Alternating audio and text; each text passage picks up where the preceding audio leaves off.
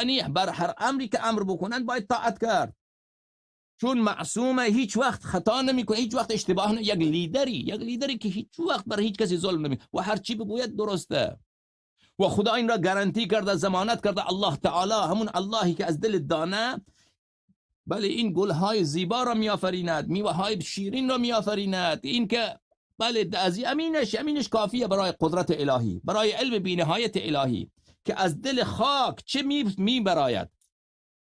دوستان، این پروردگار عالم، این خالق کون ضمانت کرده که اینها هیچ وقت خطا نمیکنن، هیچ وقت اشتباه نمیکنن. خب وقتی که این چنین شد، دیگر من همچین مولا و اربابی که دارم، همچین سید و سالاری که دارم، او هر چی بگوید درسته و هیچ وقت ظلم نمی و یطعمون الطعام على حبه مسکینا و یتیما و اسیرا.